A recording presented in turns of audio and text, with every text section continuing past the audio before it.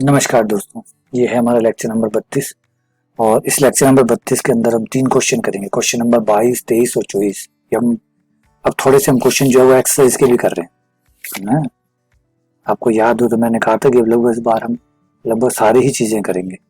तो हमने जितनी थ्योरम थी 1.6 तक 6 थ्योरम थी वो कर ली। अब कुछ प्रश्नावली के सवाल है जो हम कर रहे हैं। इससे पहले वाले जो लेक्चर था लेक्चर 31, उसमें हमने क्वेश्चन नंबर 27 और 28 ये किया था। अब और कुछ जैसे कुछ क्वेश्चन और भी हैं, थोड़े से अलग है। ये जेड के बारे में क्वेश्चन नंबर 22, 23 और 24। पहले क्वेश्चन नंबर 22 को देखिए। क्वेश्चन नंबर 22 कहता है कि जो Z6 है, क्वेश्चन नंबर 22 जो है वो कहता है कि जो Z6 है वो +6 और गुणन 6 के लिए Z6 +6 और गुणन 6 एक क्रम विनिमय तत्सम की वलय है। क्रम विनिमय तत्सम की वलय है, ये प्रूफ कीजिए। उसके बाद में ये कह रहा है कि प्रूफ कीजिए क्या ये पूर्णांक के प्रांत है। क्वेश्चन का अगला हिस्सा कहता है कि क्या यह एक पूर्णांक के प्रांत है। इसमें क्वेश्चन वाचक चिन्ह लगाया हुआ है या नहीं है बता दें। तो पहले जो दिया हुआ पहले उसको तो चेक कर लेते हैं। देखिए Z6 +6 गुणन 6, इसको आप आराम से तसल्ली से चेक कर सकते हैं, कोई इशू आने वाला है ही नहीं। क्यों नहीं आने वाला, एक एक करके बात कर लेते हैं। +6 आते हैं, +6 क्या करेगा, +6 क्या होगा, जब तक रिजल्ट जो होगा जब आप +6 करेंगे तो ए और बी आप Z6 से लेंगे और Z6 के अंदर कौन कौन आएगा, 1 0 1 2 3 4 और लास्ट कौन सा आएगा 5। यहाँ तक एलिमेंट आएंगे, 6 तो आएगा ही नहीं। अब जब आप +6 करेंगे तो +6 में क्या होगा, आप नॉर्मल जोड़ करेंगे। नॉर्मल जोड़ अगर 6 से कम आया तो जितना आया उतना लिखोगे। अगर नॉर्मल जोड़ 6 से ज़्यादा या 6 के बराबर आता है तो फिर आप उसमें से 6 घटा दोगे। तो 6 के बराबर आते ही आप 6 घटा दोगे, 6 से ऊपर जाते ही आप 6 घटा दोगे। तो वो इसका मतलब 6 से ऊपर जाएगा ही नहीं। तो इसका मतलब है जोड़ जो है वो इन्हीं में से आएगा। और वैसे भी याद हो तो आपने Z5 वाला एग्जाम्पल पढ़ा हुआ है, अगर वो नहीं पढ़ा हुआ तो प्लीज एक बार जाकर वो एग्जाम्पल देख लीजिएगा। एक बार ये वाला जो एग्जाम्पल था, ये जो मैंने शुरुआत में करवाया था, वो एग्जाम्पल आप देख लीजिएगा। तो वो एग्जाम्पल देख लेंगे तो आपको ये सारी बातें समझ में आ जाएगी। तो सारी शर्तें वो पूरी करेगा, ये जो वलय की जो सारी शर्तें वो सारी पूरी होगी। दूसरा क्रम विनिमय, तो गुणन 6 क्या है, नॉर्मल गुणा ही तो है। गुणन 6 क्या है, आप नॉर्मल गुणा करते हैं, नॉर्मल गुणा करके जो भी आता है उसमें 6 का भाग दे देते हैं, है ना। तो अब बताइए ये अगर गुणन है तो a गुणन b ये है, तो अगर b गुणन 6 करें a के साथ तो क्या होगा, तब भी आपको ऐसा ही रिजल्ट मिलेगा, क्योंकि तब आप b a करेंगे और चाहे a b करें चाहे b a करें, a को b से गुणा करें या b को a से गुणा करें, आएगा तो एक ही बात। जब एक ही चीज आएगी तो 6 का जब भाग दोगे तो शेषफल भी वही आएगा। तो इसका मतलब है कि इन दोनों रिजल्ट से कोई फर्क नहीं पड़ने वाला। a गुणन 6b कीजिए या b गुणन 6a कीजिए, ये रिजल्ट एक ही आने वाला है, कोई फर्क नहीं आने वाला। कोई फर्क नहीं आने वाला है इसका मतलब जो गुणा है वो क्रम विनिमय है और गुणा क्रम विनिमय यानी क्रम विनिमय वाले है, कोई इशू नहीं आया। तत्समक भी में कोई इशू नहीं आएगा, क्यों, क्योंकि ये रहा गुणन तत्समक, ये देखिए ये रहा गुणन तत्समक है। एक ऐसा अवयव है जिससे गुणा करने पर किसी में कोई फर्क नहीं पड़ेगा, तो ये तत्समक भी आ गया। तो देखिए सारी चीज आ रही, ये तत्समक भी आ गया। तो क्रम विनिमयता है, तत्समकी है, वलय है, तो ये सारी बातें हैं, इसमें तो कोई डाउट ही नहीं। अब बात बता कि क्या ये पूर्णांक के प्रांत है। तो भाई पूर्णांक के प्रांत के लिए हमें क्या क्या चाहिए होता है, जब आप पूर्णांक के प्रांत चेक करते हैं तो आपको क्या क्या चाहिए, पूर्णांक के प्रांत के लिए आपको क्या क्या चाहिए। तो जब आप आएगा कि पूर्णांक के प्रांत के लिए हमें नंबर 1 चाहिए वलय, तो Z6 वलय है, काम पूरा। दूसरा चाहिए तत्समक, गुणन तत्समक होना चाहिए, बिल्कुल है, Z6 के पास गुणन तत्समक भी है। तीसरी चीज हमें चाहिए क्रम विनिमयता, कि वो क्रम विनिमय होनी चाहिए, मतलब कॉम्यूटिव होनी चाहिए, बिल्कुल है। और चौथी चीज फाइनल चीज जो चाहिए वो चाहिए शून्य भाजक रहित। और शून्य भाजक रहित का मतलब है बिना जीरो के जीरो नहीं आना चाहिए, अगर जीरो आया है तो कोई ना कोई जीरो होना चाहिए, जीरो से ही जीरो आना चाहिए। ये शर्त अभी तक चेक नहीं की, ये चेक करते हैं क्या जीरो से जीरो आ रहे हैं, बिना जीरो के भी जीरो आ सकते हैं क्या, अगर आ सकते हैं तो फिर शून्य भाजक रहित नहीं है, क्योंकि भाई बिना जीरो के भी जीरो आ रहे हैं। और इस वाले में हमें ऐसा लग रहा है कि बिना जीरो के जीरो आएगा। एग्जाम्पल के लिए अगर मैं 2 और 3 की गुणा करूं तो क्या आएगा, 2 और 3 की गुणा करने पर नॉर्मली 6 आएगा, 6 में 6 का भाग दूंगा, एक बार जाएगा, लेकिन कितनी बार भाग गया ये थोड़ी चाहिए, गुणन 6 में क्या होता है, आप 6 का भाग देते हैं, जो शेषफल बचता है, जो रिमाइंडर बचता है वो आप लिखते हैं। तो रिमाइंडर कितना होगा, 0। क्यों? क्योंकि 2 और 3 की गुणा करने पे क्या आएगा, 6 आएगा, और जब 6 में 6 का भाग दोगे तो वो एक बार जाएगा, और शेषफल क्या आएगा, 0। तो आप तो शेषफल ही लिखते हैं, शेषफल क्या होगा, 0। तो देखिए, क्या 2 0 है, क्या 3 0 है, नहीं, दोनों में से कोई भी 0 नहीं है, लेकिन उसके बावजूद भी 0 आ रहा है। तो बिना 0 के 0 आ रहा है, और बिना 0 के 0 यही नहीं आएगा, और भी 0 आएंगे। 3 और 4 की गुणा करके देख लीजिए।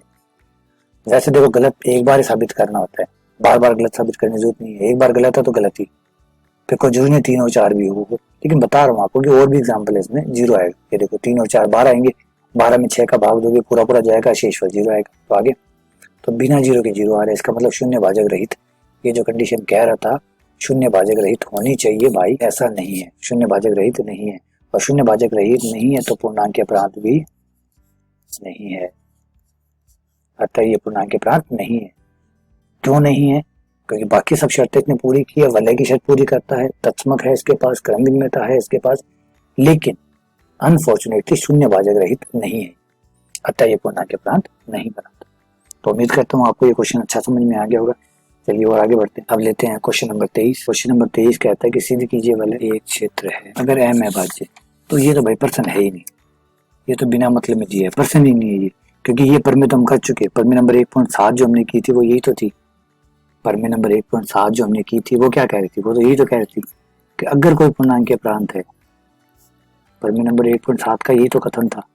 तो ये परमे नंबर 1.7 वाला जो प्रूफ है, बस वही का वही काम आ जाएगा, सेम टू सेम, वही परमे, सेम परमे, सेम थ्योरम रिपीट हो गई। क्वेश्चन नहीं है बल्कि वही थ्योरम है, वापस रिपीट हो गई। उसका आप कथन पढ़ लीजिएगा, उसमें यही था कि चाहे कोई पूर्णांक के प्रांत हो या कोई क्षेत्र, कोई पूर्णांक के प्रांत हो या कोई क्षेत्र हो, उसका जो अभिलक्षण होता है वो या तो शून्य होता है या कोई अभाज्य संख्या होती है। तो यहाँ पे भी वही बात है। देखिए ये क्या कह रहा है, जेड एम। और एक चीज और याद रखिएगा, ये जो जेड होते हैं इनका अभिलक्षण उतना ही होता है जितना ये होते हैं। ये जो भी एम आता है और आता है, इनका अभिलक्षण उतना ही होता है। कैरेक्टरिस्टिक ऑफ कोई भी जेड एम है तो इनका अभिलक्षण एम ही होता है। तो आप जेड एम का अभिलक्षण एम बोल दीजिए, चाहे आप जेड एम बोल दीजिए कि एम अभाज्य। अब उस परमे में 1.7 में ये लिखा हुआ था कि जो इसका अभिलक्षण होता है वो अभेद्य होता है। तो अब आप जेड एम का अभिलक्षण एम बोल दीजिए, चाहे इसका अभिलक्षण बोल दीजिए, एक ही बात है। चाहे तो एम बोल दीजिए या एम को हटा के अभिलक्षण बोल दीजिए, क्योंकि जो जेड टाइप की वलय होती है, ये Z M, Z N, Z P type की जो वलय होती है, इनका अभिलक्षण वो नंबर ही होता है जिस नंबर का जेड होता है। जेड 4 है तो अभिलक्षण 4 है, आप 4 बोलिए अभिलक्षण बोल दीजिए, एक ही बात है। देखिए चाहे आप एम बोलिए चाहे अभिलक्षण हो जेड एम बोल दीजिए, एक ही बात होती है। अब इसने क्या किया, वर्ड्स शब्दों का फेर कर दिया। पर में जब 1.7 थी तो ये लिखा था कि किसी क्षेत्र, कोई भी अगर क्षेत्र है तो उसका अभिलक्षण जो होता है वो अभाज्य होता है। अब इसने क्या कह दिया कि अगर कोई क्षेत्र होता है, जेड एम अगर एक क्षेत्र है तो इसका जो अभिलक्षण जो एम है वो अभाज्य है। तो एम कौन है, अभिलक्षण ही तो है। एम कौन है, अभिलक्षण ही तो, अभिलक्षण अभाज्य या फिर एम अभाज्य, एक ही बात है। तो बस बोलने का जो तरीका था वो बदल दिया, तो सेम रिजल्ट है, सेम प्रूफ है, सेम वही है। तो ज्यादा मुश्किल नहीं होगी इसमें आपको ना। चलिए आगे चलते। अब इसमें अगर आप कहोगे कि भाई आपको पता कैसे चला कि एम जो है वही अभिलक्षण है, तो याद करो जेड एम में 1 आएगा नहीं आएगा, 1 आएगा, जो जेड एम होगा 1 होगा, क्योंकि जेड एम कौन होगा, जेड एम कौन होगा, जेड एम में सारे एलिमेंट होंगे 0 से लेकर m-1 तक, m-1 से पहले तक के सारे एलिमेंट होंगे ना इसमें, तो 1 भी आएगा, 1 आएगा। और 1 कौन होगा, गुणनतात्मक। और अभी जस्ट मैंने एक थ्योरम करवाई है, आपने याद कर लो, अभी एक थ्योरम मैंने लिखाई है कि गुणनतात्मक जो होता है, आप गुणनतात्मक की सहायता से पता कर सकते हैं गुणनतात्मक कितनी बार पे 0 आ रहा है, वही उस वलय का अभिलक्षण। गुणनतात्मक जो है, अगर वलय जो है वो तत्व की वलय है तो उसका जो गुणनतात्मक है वो कितनी बार में 0 आता है। पर मेरा प्रूफ देख सकते हैं आप, वो प्रूफ कराया हुआ है मैंने, ठीक है। ये जो सारे लिंक है ना मैं डिस्क्रिप्शन में डाल दूंगा इनका, ताकि आप उनको देख के दोबारा उनको देख सकें, कोई दिक्कत नहीं है आपको। तो ये पर भी मैंने करवाई हुई है कि जो गुणन है, अब मैं ये काम और भी करूंगा कि बीच बीच में आपको लिंक भी प्रोवाइड करा दूंगा, ताकि क्या कि आप कनेक्ट भी कर सके कि कहाँ पढ़ाया था, किस में पढ़ाया था। क्योंकि ज्यादा लेक्चर हो जाएंगे तो ये दिक्कत हो रहेगी कि कहाँ पढ़ाया था। तो वो भी मैं कोशिश करूंगा कि वो आपको लिंक और प्रोवाइड करा दूं, ताकि आपको पता चल जाए कि मैंने किस में ये प्रूफ कराया था। तो गुणनतात्मक जो होता है आप उसे चेक करते हैं, मैंने याद को मैंने बताया कि गुणनतात्मक को आप चेक कर लो कि वो कितनी बार में 0 दे रहा है। गुणनतत्मक जितनी बार में जीरो दे रहा है उस वलय का विलक्षण भी उतना ही है, और वलय का जितना विलक्षण होगा वो तो सब पे लागू होना ही है। वलय का जो विलक्षण होगा उतनी बार किसी को भी जोड़ो जीरो आएगा। लेकिन तत्सम को कितनी बार जोड़ोगे, मैंने कहा था तत्सम अकेले एक तत्समक है, उसको निकाल लो आप, उसको देख लो वो कितनी बार में जीरो आता है। वो जितनी बार में जीरो आता है वलय का विलक्षण उतना हो जाएगा। आपको बारी बारी से सबको चेक करने की जरूरत नहीं है, सन राज्य करने की जरूरत को नहीं कि भाई तेरा विलक्षण करता है, तू कितनी बार में जीरो आ रहा है, तू कितनी बार में जीरो आ रहा है, सन भेड़ा करके। बस खाली अंक प्रधान जो है वो तत्समक है, गुण तत्समक, वो मुख्य है, सरपंच वो है। तो इस सरपंच ने पकड़ लो, इन्हें पता कर लो कि कितनी बार में जीरो आ रहा है, और जितनी बार में जीरो आ रहा है वो है विलक्षण, याद है ना। तो सेम। तो अब इसका विलक्षण देखो, एक का एक एक हो गया, एक और एक दो हो गया, एक और एक तीन हो गया, एक चार हो गया। अब ये कितनी बार में एम बनाएगा, ऑब्वियसली बात है एम बार में, क्योंकि एक को चार बार जोड़ते हैं चार आता है, पांच बार जोड़ते हैं पांच आता है। तो एम बार जोड़ने पे क्या आएगा, एम कितनी बार जोड़ने पर, एम बार जोड़ने पर एम आएगा। और प्लस फाइव प्लस एम का रूल चल रहा है, प्लस एम का रूल चलता है तो एम आती क्या हो जाएगा, जीरो।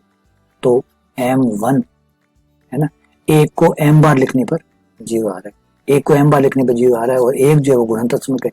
तो गुणनतत्समक जितनी बार में जीरो आता है उसका कैरेक्टरिस्टिक भी उतना ही होता है। तो ये जो जेड एम है इसका कैरेक्टरिस्टिक कितना हुआ, एम। इसीलिए मैंने कहा था आप एम बोल दो या ऐसे बोल दो, अब जेड एम का विलक्षण, जेड एम का विलक्षण भी एम ही होता है, ये दोनों एक ही बात है, बोलने का तरीका अलग है। इस क्वेश्चन में ये हो गया। अब है जब एम 6 हो और जब 7 हो, अगर एम जो है वो 6 हो और एम 7, भाई एम 7 है अभाज्य है ना, अगर अभाज्य इसका मतलब क्षेत्र है, लेकिन 6 जो है वो अभाज्य नहीं है ना, तो इसका मतलब जरूरी नहीं कि वलय है वो क्षेत्र है, क्योंकि एम 6 दिया हुआ है ना, 6 लागू नहीं होता, 6 पे बात लागू नहीं होगी, 7 पे लागू होगी, क्योंकि 7 जो है वो एक अभाज्य संख्या है ना। अगर जेड एम एक क्षेत्र हुआ तो इसका मतलब एम क्या होगा, क्षेत्र होगा, है ना। तो एम 7 आ रहा है, 7 एक अभाज्य संख्या इसलिए वो क्षेत्र है। भाई क्या कर रहे, क्वेश्चन बार बार रिपीट हो रहे।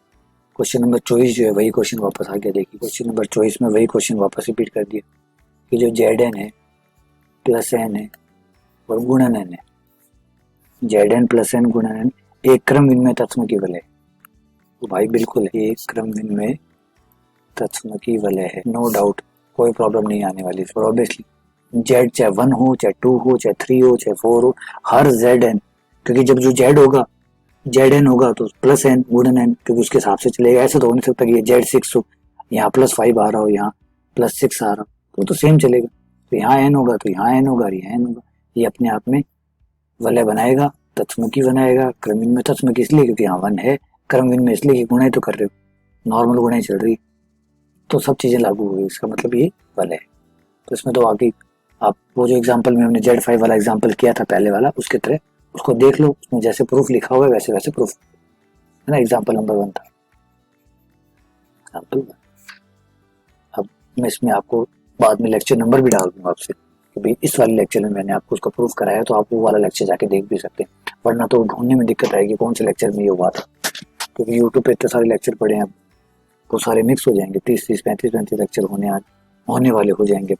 और फिर जैसे और आगे बढ़ते जाएंगे, और लेक्चर बढ़ते जाएंगे, तो फिर कंफ्यूजन क्रिएट हो जाती है कि भाई कौन सा था कौन सा नहीं था, है ना। तो मैं आपसे ये कोशिश और करूंगा कि उस लेक्चर का नंबर और डाल दूंगा आपको कि भाई ये वाला लेक्चर है, आपको अगर डाउट है तो वो वाला लेक्चर आप जाके देख लो, उस लेक्चर में ये सारा प्रूफ किया होगा। ठीक है, चलिए थैंक यू। ये तीनों क्वेश्चन और हो गए। और अगर फिर भी अगर इनमें कोई डाउट है, आपको लग रहा है कि सर इसको पूरा करवा दो, उसको लिखवा दो, क्योंकि पहले लिखवाया हुआ है, तो अगर आप चाहते हो कि मैं दोबारा लिखवा दूं तो आप मुझे बता देना कि सर ये दोबारा लिखवा दो, पूरा लिखवा दो, मैं पूरा लिखवा दूं। चलिए बाकी थैंक यू, धन्यवाद। अगले फिर और कोई नए क्वेश्चन अगले लेक्चर में करें।